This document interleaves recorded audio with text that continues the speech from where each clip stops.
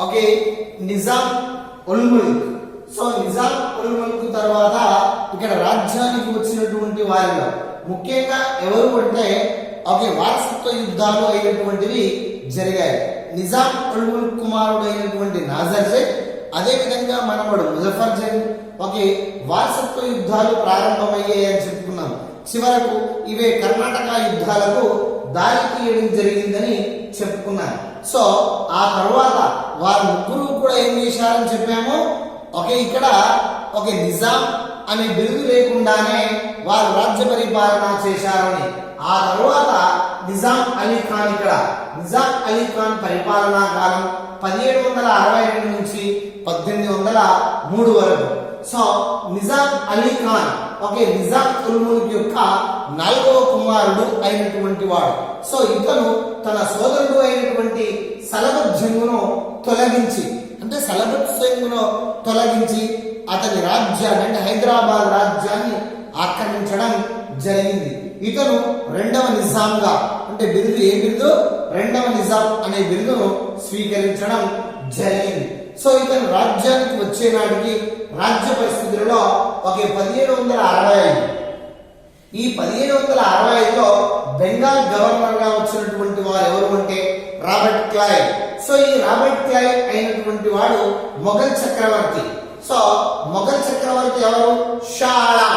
So మనం దాదాపుగా old అంటే ఇక్కడ ఓల్డ్ అయినటువంటిది ఏది అంటే ముఖ్యంగా ఓకే ఇక్కడ ఆంధ్రప్రదేశ్. సో ఇక్కడ ఓల్డ్ భూభాగంలో ఉన్నటువంటి భూభాగంలో సో ఆంధ్రప్రదేశ్. సో ఈ విధంగా ఉన్నటువంటి ఏదైతే సో ఇక్కడ ఉన్నటువంటి ఆంధ్రప్రదేశ్ కదా. సో ఈ ఆంధ్రప్రదేశ్ ఏదైతే ఉందో సో ఇది తెలంగాణ ఓకే ఇది రాయలసీమ ఇది కోస్తాంధ్ర అని మనం అంటాం కదా.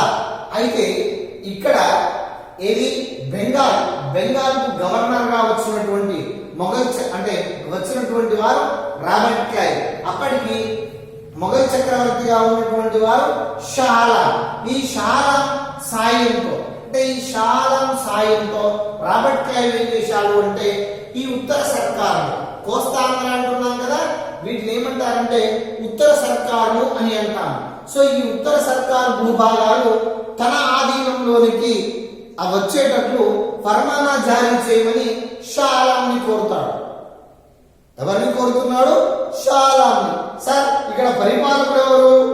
నిజాం అలీ ఖాన్ కదా అంటే ఓకే నిజాం అలీ ఖాన్ ఏం చేస్తున్నాడు? ఎవరి యొక్క ప్రతినిధిగా ఉన్నాడు? మొఘల్ చక్రవర్తి ప్రతినిధిగా ఉన్నాడు కాబట్టి మొఘల్ చక్రవర్తిని ఫర్మానా జారీ చేయమన్నాడు. ఆ మొఘల్ చక్రవర్తిని ఫర్మానా జారీ చేయడంతో మొఘల్ చక్రవర్తి అవి బ్రిటిష్ వారి ఆధీనంలోనికి వెళ్లే విధంగా ఫర్మానా జారీ చేస్తాడు. సో జారీ చేయడం జరిగింది.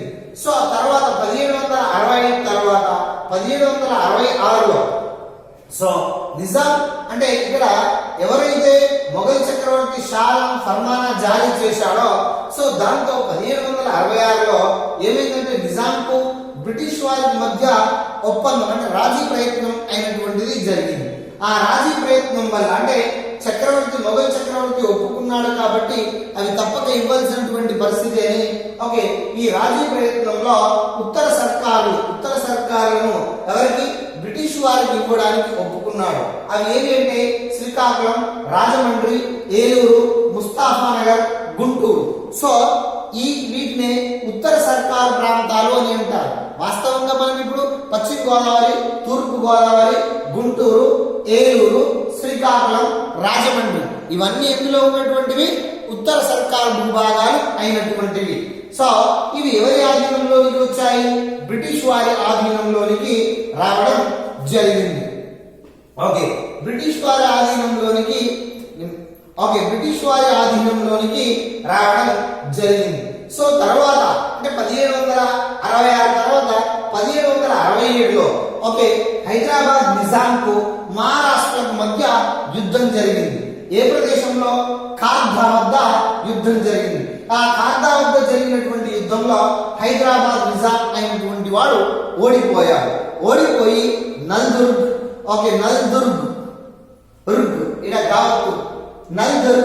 Okay Nalgonda, Ahmednagar, Daulatabad, Burhanpur, okay Burhanpur, okay ఈ దౌలతాబాద్ యొక్క మరాఠాలకు ఇచ్చివేయడం జరిగింది. సో ఆ తర్వాత 1790లో ఏమైంది అంటే మైసూర్ భూభాగాన్ని పరిపాలిస్తున్నటువంటి రాజు ఎవరు అంటే టిప్పు సుల్తాన్. ఈ టిప్పు సుల్తాన్ వ్యతిరేకంగా త్రైపాక్షిక కూటమి ఏర్పడింది. ఏ విధంగానైనా టిప్పు సుల్తాన్ అణచివేసి ఓకే బ్రిటిష్ వారు పన్నినటువంటి పన్నాగం ఇది. ఈ బ్రిటిష్ వారు ఏ విధంగానైనా ఓకే ఈ ఏదైతే టిప్పు సుల్తాన్ ని ఓడించాలని హైదరాబాద్ నిజాంని మహారాష్ట్రని తటస్థంగా ఉంచాలనే ఉద్దేశంతో వీరితో బ్రిటిష్ వారు వీరితో ఏం చేశారు, ఎవరితో నిజాం తోటి మరియు మహారాష్ట్ర తోటి త్రైపాక్షిక కూటమి అనే ఒక త్రైపాక్షిక కూటమి ఏర్పాటు చేస్తున్నారు. ఎవరిని ఓడించడానికి? మైసూరులో ఉన్నటువంటి టిప్పు సుల్తాన్ ని ఓడించడానికి వీళ్ళు ఏం చేశారు, త్రైపాక్షిక కూటమి ఏర్పాటు చేసుకోవడం జరిగింది. సో ఇది ఎవరి పన్నాగం? ఆ బ్రిటిష్ వారి పన్నాగం ప్రకారంగా ఓకే ఎందుకంటే వీరు హైదరాబాద్ నిజాం కానీ అదే విధంగా మహారాష్ట్రలో కానీ ఎవరికి టిప్పు సుల్తాన్ కు మద్దతు ఇస్తే మనం ఓడిపోతామనే ఉద్దేశంతో వీళ్ళని తటస్థంగా ఉంచి సంధి చేర్చుకోవడం జరిగింది. ఓకే 1790-92 మధ్యకాలంలో ఓకే ఈ మధ్యకాలంలో ఓకే మూడవ మైసూరు యుద్ధం జరిగింది. సో ఇక్కడ ఏంటి మూడవ మైసూరు యుద్ధం? ఓకే ఎన్నవ మైసూరు యుద్ధం? మూడవ మైసూరు యుద్ధం ఓకే మూడవ మైసూరు యుద్ధం జరిగింది. సో ఈ మూడవ మైసూరు యుద్ధం జరిగింది. అయితే ఈ మూడవ మైసూరు యుద్ధంలో ఎవరు ఓడిపోయారు అంటే టిప్పు సుల్తాన్ ఓడిపోవడం జరిగింది. ఓకే ఇక్కడ ఎవరు ఓడిపోయారు? టిప్పు సుల్తాన్ ఓడిపోయి సంధి చేసుకున్నాడు. ఓడిపోయి ఏం చేసుకున్నాడు? ఒక మంగళూరు సంధి అయినటువంటిది సంధి చేసుకొనెను. ఓకే సంధి చేసుకున్నాడు. ఈ సంధి ప్రకారంగా ఓడిపోయినటువంటి టిప్పు సుల్తాన్ త్రైపాక్షిక కూటమితో సంధి చేసుకున్నాడు కదా. సంధి చేసుకున్న ప్రకారంగా నిజాంకు ఓకే ఇక్కడ నిజాంకు ఏం లాభం వచ్చింది అంటే బ్రిటిష్ వారితో ఉన్నందుకు నిజాంకు ఇక్కడ ఏమొచ్చిందంటే నష్టపరిహారంగా ఓకే నిజాంకు గుత్తి ఏ భూభాగాలు వచ్చాయి? గుత్తి, కడప ఓకే గుత్తి మరియు కడప ఓకే కడపతో పాటు ఓకే ఏ భూభాగాలు ఓకే నిజాంకు గుత్తి అదే విధంగా కడపతో పాటు ₹1,00,00,000 అయినటువంటివి రావడం జరిగింది. యుద్ధ నష్ట పరిహారంగా ₹1,00,00,000 ఎవరికి వచ్చాయి? నిజాంకు గుత్తి కడపతో పాటు ₹1,00,00,000 యుద్ధ నష్టంగా ఓకే నష్టంగా ఇతనికి చెల్లించారు. ఎవరికి చెల్లించారో నిజాంకు చెల్లించాడు. ఎవరు చెల్లించాడు? త్రైపాక్షిక కూటమిలో భాగంగా టిప్పు సుల్తాన్ ఓకే ఇక్కడ చేయడం జరిగింది.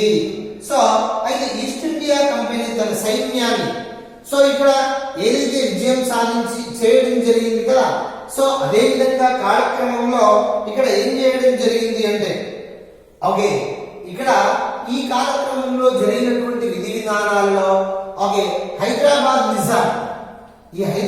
నిజాం ఉన్నాడు కదా. సో ఈ హైదరాబాద్ నిజాం బ్రిటిష్ సైన్యాన్ని ఓకే బ్రిటిష్ సైన్యమును ఓకే పోషించడానికి ఒప్పుకున్నాడు. పోషించడానికి ఒప్పుకున్నాడు అంటే పోషించడానికి అంటే ఇక్కడ మీ ఎన్నో మైసూర్ 1799లో ఏమైందంటే 4వ మైసూర్ యుద్ధం జరిగింది. ఓకే ఈ 4వ మైసూర్ యుద్ధంలో కూడా టిప్పు సుల్తాన్ ఓడిపోయి వధింపబడ్డాడు. ఓకే ఈ టిప్పు సుల్తాన్ ఏమయ్యాడు? 4వ మైసూర్ యుద్ధంలో సో మైసూర్ యుద్ధంలో ఓడిపోయి వధింపబడడం జరిగింది. ఎవరు? ఓకే టిప్పు సుల్తాన్. సో ఈ 4వ మైసూర్ యుద్ధానంతరం ఓకే 1800లో ఓకే ఈ 1800లో సైన్య సహకార సైన్య సహకార సంధి. ఓకే, సైన్య సహకార సంధి చేసుకొనెను. ఓకే, సైన్య సహకార సంధి చేసుకొనెను హైదరాబాద్ నిజాం. ఓకే, హైదరాబాద్ నిజాం ఎవరితోటి? బ్రిటిష్ వైస్రాయ్ లేదా గవర్నర్ జనరల్ అయినటువంటి British governor. Okay, British governor. Okay, British governor వెల్లస్లీతో ఒప్పందం చేసుకొనెను.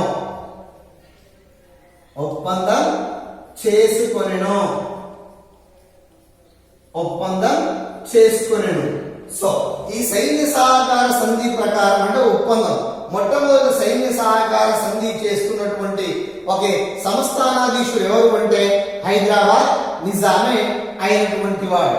ఓకే, ఈ సంధి ఒప్పందం ఏంటి అంటే ఈ సంధి ప్రకారం అంటే బ్రిటిష్ సైన్యాన్ని ఈ సంధి ప్రకారం బ్రిటిష్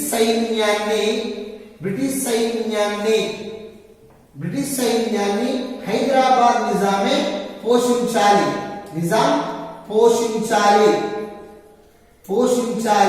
అందుకయ్యే ఖర్చులంతా అతనే భరించాలి.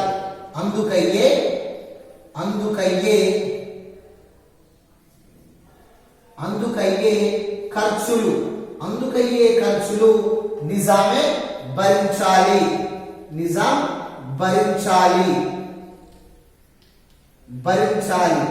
అందుకు దత్త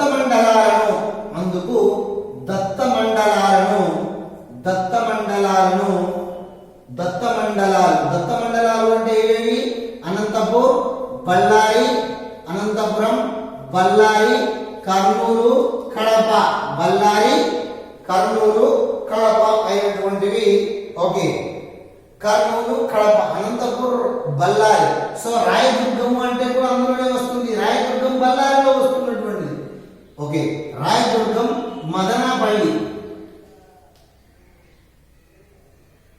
సో మదనపల్లి వాస్తవంగా ఇక్కడ అనంతపురం, బళ్ళారి అంటే కడప, కర్నూలు బ్రాకెట్ లో రాసుకోండి.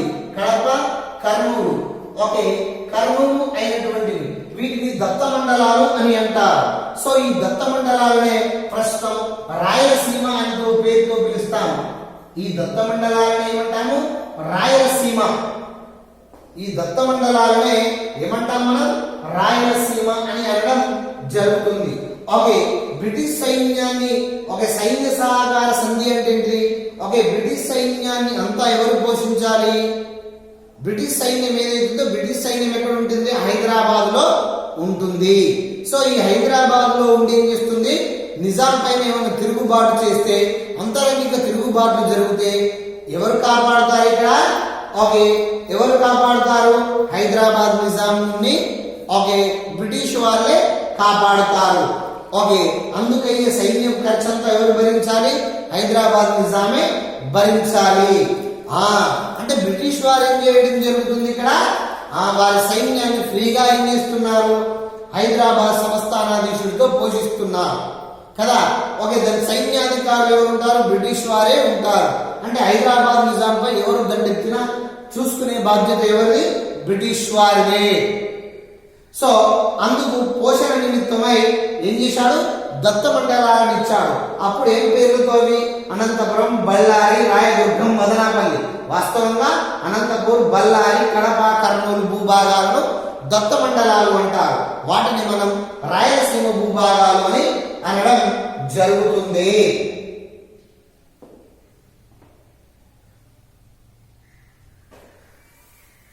సో ఇక ఈ విధంగా రాజ్య పరిపాలన చేయడం జరిగింది.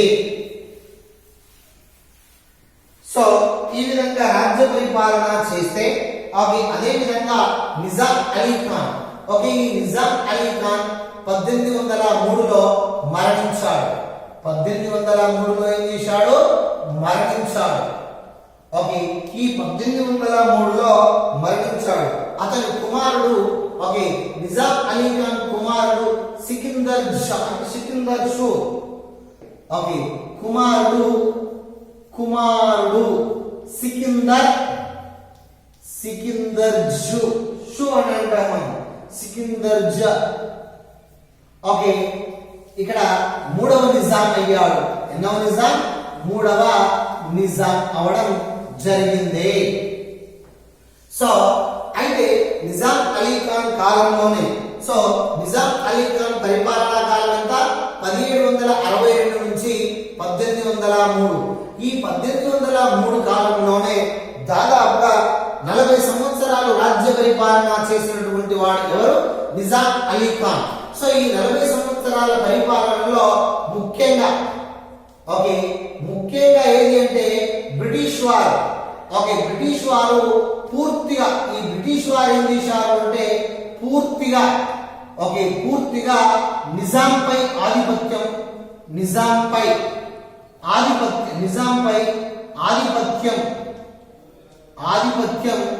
చేసినారు. అంటే దాదాపుగా చేసుకున్న సందులైనటువంటివి 1766, 1788 పూర్తి ఆధిపత్యం ఏ సందులతోటి? 1766, 1788, 1800 పూర్తిగా సైన్య సహకార సంధి. సో ఎవరి ఆధీనంలోనికి వెళ్ళిపోయింది? హైదరాబాద్ రాజ్యం బ్రిటిష్ వారి ఆధీనంలోనికి వెళ్ళిపోవడం జరిగింది. సో నిజాం అలీ ఖాన్ తర్వాత నిజాం సికిందర్ షు అయినటువంటి వాడు రాజ్యానికి వచ్చాడు. సికిందర్ జు షు అని అంటాం మనం. సో ఇతని పరిపాలనా కాలం 1803 నుంచి 1829 వరకు ఇతని పరిపాలనా కాలం.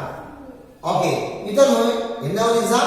మూడవ నిజాం అయినటువంటిది. సో ఇతను మూడవ నిజాం అయినటువంటి వాడు. సో ఇక్కడ ఇతని కాలంలో బ్రిటిష్ ఆధిపత్యం, ఇతని కాలంలో బ్రిటిష్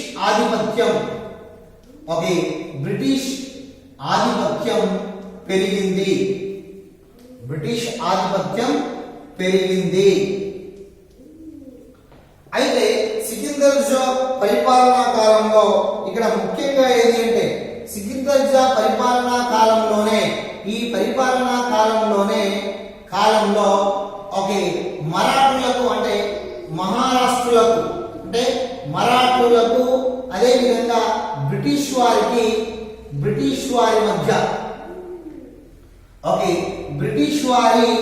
మధ్య రెండవ మరాఠా యుద్ధం జరిగింది. ఎన్నవ యుద్ధం? రెండవ మరాఠా యుద్ధం. ఈ రెండవ మరాఠా యుద్ధం జరిగింది. ఈ రెండవ మరాఠా యుద్ధం అయినటువంటిది ఎవరి కాలంలో? సికిందర్ జూ పరిపాలనా కాలంలో జరిగినటువంటిది. అయితే ఈ మరాఠా యుద్ధం జరిగింది. ఈ యుద్ధంలో ఏ యుద్ధంలో? ఈ మరాఠా బ్రిటిష్ వారి యుద్ధంలో సికిందర్ జా యొక్క పేష్కర్, ఈ సికిందర్ జా యొక్క పేష్కర్ ఎవరు అంటే ఈ పేష్కర్ అయినటువంటి వాడు ఇక్కడ ఎవరు? మహారాష్ట్రకు బ్రిటిష్ వారికి మధ్య యుద్ధం జరిగింది. సికిందర్ షాకు అత్యంత విశ్వాసపాత్రుడు. అదే విధంగా ఇక్కడ బ్రిటిష్ వ్యతిరేకి అయినటువంటి బీరర్ పేష్కర్ అయినటువంటి వారు ఎవరు అంటే ఇక్కడ ముఖ్యంగా మహారాజా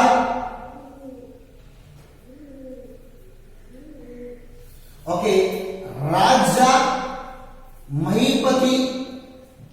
మహీపతి అయినటువంటి వాడు.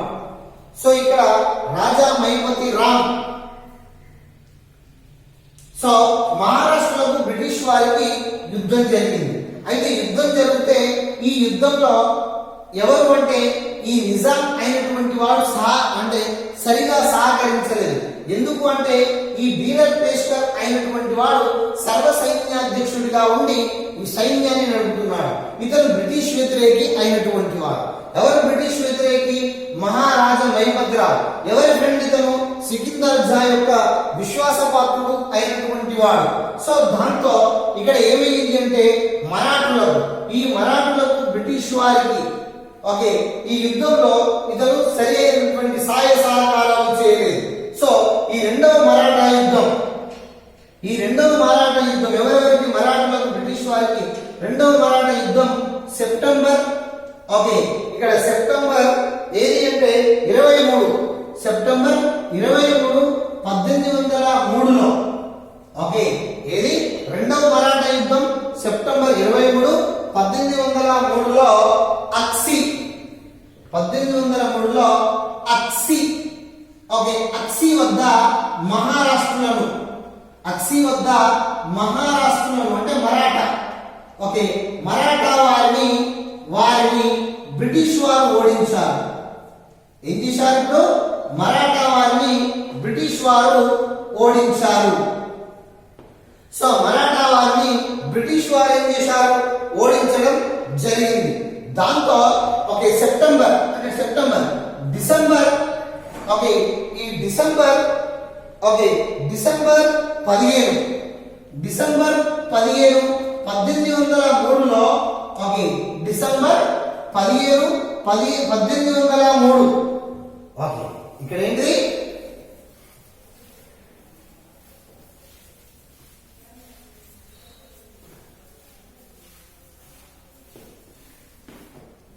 ఓకే డిసెంబర్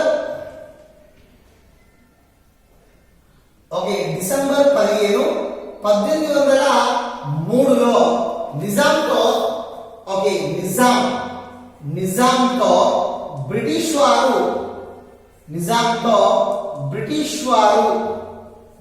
వారు ఓకే బలవంతంగా ఓకే బలవంతంగా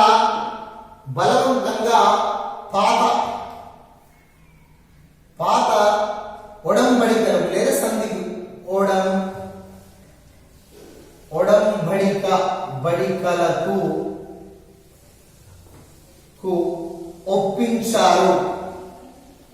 బడికలకు ఒప్పించారు. అంటే ఇంతకు ముందు ఏదైతే సంధి సంప్రదింపులు చేసుకున్నారో ఆ సంధి సంప్రదింపులకు బలవంతంగా ఒప్పించారు. దీంతో ఇక్కడ ఇతని పేష్కర్ సో దీంతో నిజాం ఓకే ఇక్కడ ఎందుకు ఈ విధంగా నిజాం పట్ల కోపంతో ఎవరున్నారు సరిగా మాకు సహకరించలేదు మహారాష్ట్ర యుద్ధంలో అని ఓకే గవర్నర్ జనరల్ అయినటువంటి వెల్లెస్లీ ఓకే కోపంగా ఉన్నాడు. ఈ కోపం అంటే మాకు ఏదైతే 1803 సెప్టెంబర్ 23న మహారాష్ట్రతో జరిగినటువంటి యుద్ధంలో మాకు పూర్తిగా సాయ సహకారాలు అందించలేరనే ఉద్దేశంతో కోపంతో డిసెంబర్ 15 1803లో నిజాంతో బ్రిటిష్ గవర్నర్ వెల్లెస్లీ బలవంతంగా పాత ఒడంబడికలకు ఒప్పించడమే కాకుండా పేష్కర్ గా ఉన్న రాజా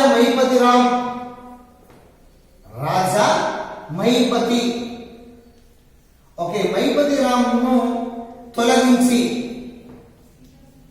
తొలగించి బ్రిటిష్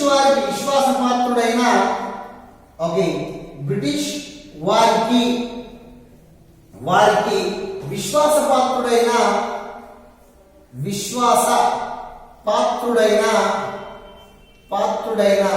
చందూలాల్ నియమించారు. చందూలాల్ని పేష్కర్ గా నియమించారు. ఎవరు నియమించారు? చందూలాల్ను నియమించారు.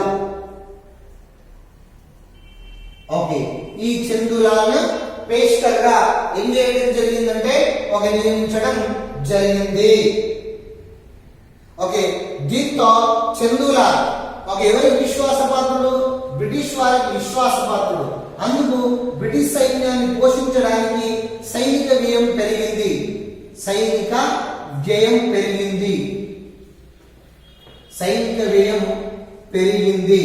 చందూలాల్ విశ్వాసపాత్రుడు కాబట్టి అక్కడ బ్రిటిష్ సైన్యాన్ని పోషించడానికి ఎంత ఖర్చైనా వెనకాడకపోవడం జరిగింది.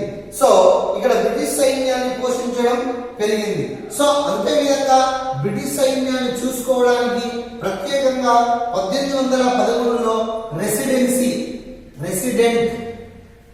1800 సంధి ప్రకారంగా బ్రిటిష్ రెసిడెంట్ అనేవాడు హైదరాబాద్ లో ఉంటాడు. ఓకే బ్రిటిష్ ప్రెసిడెంట్ గా వచ్చినటువంటి వాడు హెన్రీ రసెల్స్ అయినటువంటి వాడు. ఓకే, మనకి ఇప్పుడు కోటి ఉమెన్స్ కాలేజ్ ఉంది కదా, అది బ్రిటిష్ రెసిడెన్సీ ఒకప్పుడు. సో ఇక్కడ ఏది 1800లో సైన్య సహకార సంధి చేసుకున్నాం కదా, ఈ సైన్య సహకార సంధి ప్రకారంగా ఈ సైన్యాన్ని పర్యవేక్షించడానికి, ఇక్కడ పరిపాలనా విధానాన్ని పర్యవేక్షించడానికి ఒక రెసిడెన్సీ అనేటువంటి నియమిస్తారు. అదే విధంగా 1811లో వచ్చినటువంటి ప్రెసిడెంట్ ఎవరు అంటే హెన్రీ రసెల్స్ అయినటువంటి వాడు. సో ఇతను పరిపాలనా విధానాలు అంటే పరిస్థితులను అదుపు చేయడానికి సంస్కరణలు చేశాడు.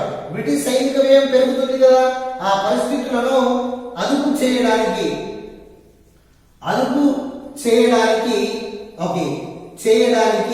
సంస్కరణలు చేపట్టాడు.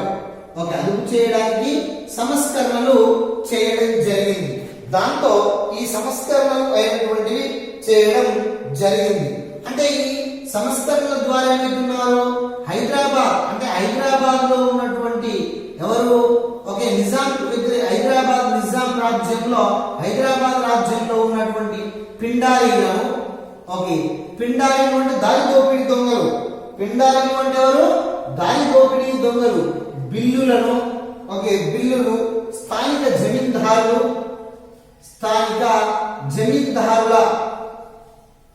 జమీందారుల ఆగడాలను అరికట్టడం అన్నట్టు. జమీందారుల దోపిడీలను అరికట్టినాడు. దోపిడీలను ఏం చేశాడు, అరికట్టినాడు. దాంతో ఈ ఏదైతే 1811లో ఇతను ఏం చేశాడు అంటే నూతన సైన్యాన్ని ఏర్పాటు చేశాడు. ఏదైతే బ్రిటిష్ సైన్యం నూతన సైన్యం, ఈ బ్రిటిష్ సైన్యం అనేది ఏదైతే ఉందో దాన్ని నూతన సైన్యంగా ఏర్పాటు చేసి రసెల్స్ బ్రిగేడ్స్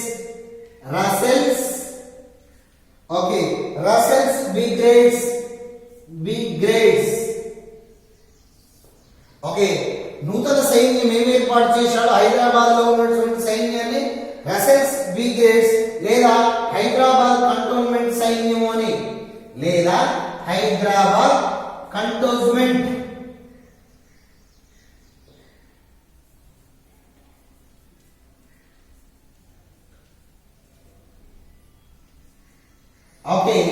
ఇది రసెల్స్ బ్రిగేడ్స్ లేదా హైదరాబాద్ కంటింజెంట్ సైన్యము. ఇప్పుడు మనం కంటోన్మెంట్ ఏరియా అంటాం కదా, హైదరాబాద్ లో వచ్చేటప్పుడు సికింద్రాబాద్ లో ఉంటున్నటువంటిది కంటోన్మెంట్ ఏరియా ఇప్పటికీ కూడా ఉన్నటువంటిది. అదే రసెల్స్ బ్రిగేడ్స్ హైదరాబాద్ కంటింజెంట్ సైన్యాన్ని ఏర్పాటు చేయడం జరిగింది. ఈ సైనిక వ్యయం ఈ కంటింజెంట్ సైన్యాన్ని పోషించడానికి ఏమైంది అంటే హైదరాబాద్ రాజ్యానికి అధికంగా వ్యయమైంది. దానికి చందులాల్ ఏం చేశాడు అంటే సైన్యాన్ని పోషించడానికి అప్పు తీసుకురావడం జరిగింది. సో ఆ తర్వాత మళ్ళీ చెప్పుకుందాం మనం. ఓకేనా?